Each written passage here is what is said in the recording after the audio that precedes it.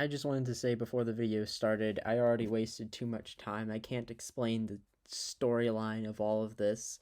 So if you want to know the context for this analysis, play Undertale, then watch Glitchtale, or just watch a summary of both. Without further ado, let's get into the introduction.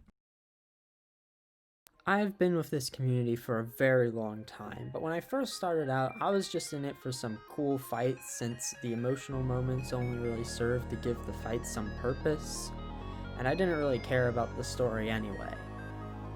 And then Season 2, Episode 1 drops, and something's not right. The whole 20-minute episode is story-based, and not a single punch is thrown. This is the first hint something was changing, but I didn't think much of it because it's not like someone can go from, "Hey, Sans go punch and shoot laser, pew pew pew," to like full proper storytelling in the span of, well, essentially 2 seconds. And then boom, the pink girl is evil and she freaking kills Sans. I won't dwell on this for too long, but the point is that I was super excited for all the character analysis and deep dives that would be spawned from a more story-driven series, but all we've ever gotten was a very broad analysis of what makes it work by Nuxtaku, and the videos criticizing it by Ill Creator. These are not quite what I was looking for, so I was somewhat disappointed. And then Cammy hardened my comment about Frisk, and that has given me the motivation to finally act on my passion, so I'll do it myself. So with all that out of the way, yes, we can finally start the video.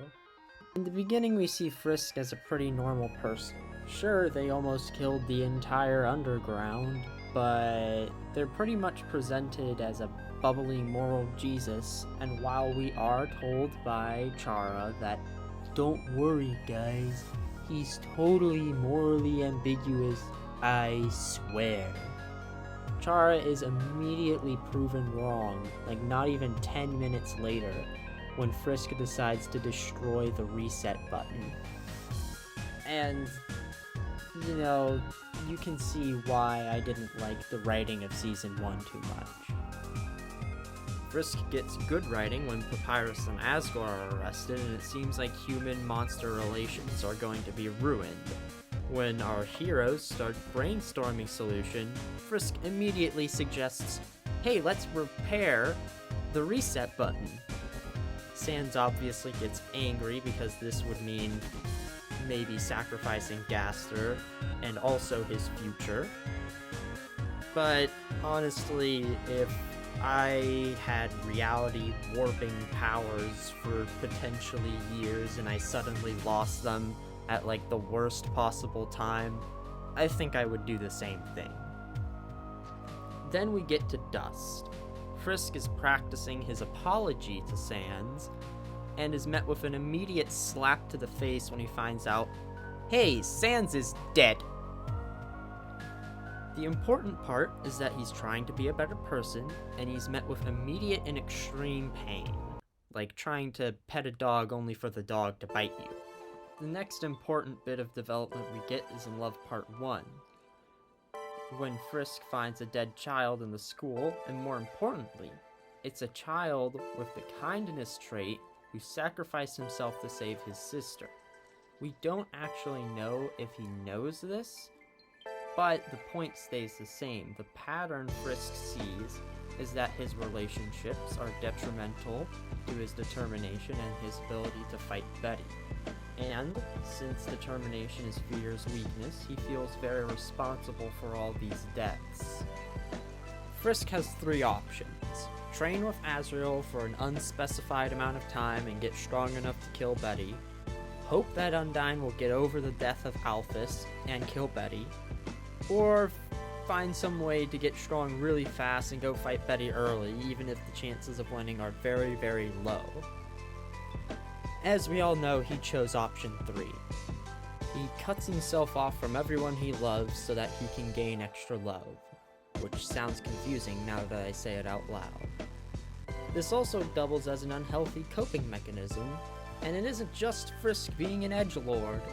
You can't have any bad relationships if you don't have relationships. This doesn't really seem to work since he still has his talk with Azriel about how he regrets destroying the reset button, and even though he makes Azriel cry with the sickest roast ever in order to get more love, he wouldn't have told Azriel about his plan if he didn't care. And when he fights Betty, it is made clear that ignoring his feelings didn't make them go away, because Betty summons illusions of the people he's killed. But instead of learning from his mistakes, when Azriel dies, he doubles down and jumps all the way to level 19. Only when Papyrus proves to his face that love has the same or possibly greater power to motivate people and break limits than hate does, will Frisk finally admit that love is better than hate, or at least a much healthier motivation. It isn't wrong to take revenge or be mad at someone, but it is wrong to hurt yourself and your loved ones in the process. Thank God Camilo went with that approach instead of, "Don't do revenge, kids, it's wrong to be angry." Seriously, why would killing Space Hitler make Luke Skywalker evil? But then we get to Camelia's decision to erase Frisk. At first, this doesn't really make sense because in order to properly redeem someone, you have to show them being a better person. And you can't do that if they're dead. But on a thematic level, it makes sense because Frisk has been looking for a way to reset and avoid the consequences of his actions this whole season. And now, he's finally facing fate worse than death. Something far more terrifying than just your flesh failing. All the memories that you worked so hard to make are gone, as you are removed from everyone's mind. And he does it with a smile on his face, because if it means helping his friends, then it's worth it. And then we get to Chara. Chara actually completes Frisk's character arc, since they inherit all his memories, which is some weird storytelling, but it works really well since it completes Frisk's character arc without letting him avoid the consequences of his actions. The important bits of Chara's character development is that he saves Azriel and learns from Frisk's mistake by showing mercy and using the power of friendship. But the more interesting part of his development is when he absorbs hate and unlocks animosity. Most people seem to view this as some sort of hype moment where the hero gets a new power-up, but it's so much more important on a thematic level. Chara is taking the time to understand their hate and learn how to use it without driving all of their friends away like Frisk did. This sets him up as a great foil to Betty, who is completely convinced what she's doing is right, and never takes a moment to work on herself. The only friend she ever had was a pink blob who never challenged her like Azriel challenged Frisk, and if you ask me, Kumu is less of a friend and more of a cheerleader. As a result, she's completely consumed by her hate and becomes a mindless rage demon, while Chara comes to an understanding with his hate and uses it to help people. We even see this line of thinking when Undyne uses her memories of Alphys to fuel her determination rather than being held back by fear. Ronan even explains this by saying,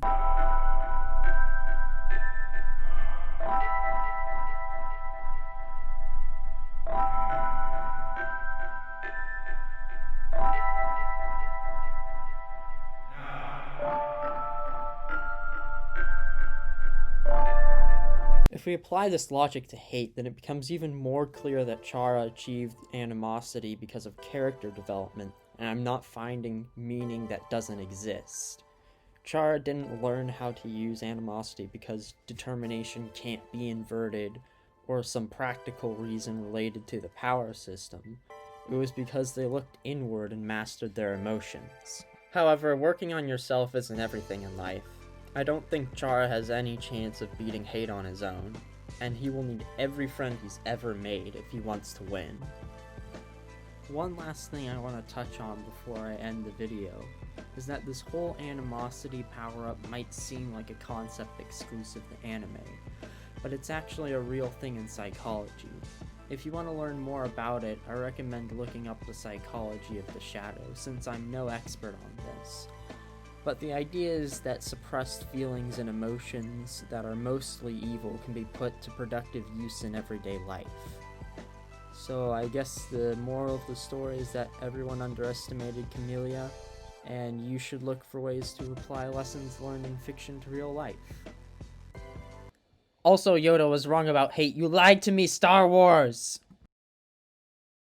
Thank you so much for watching. Please give me an increased internet number and leave the funny comments.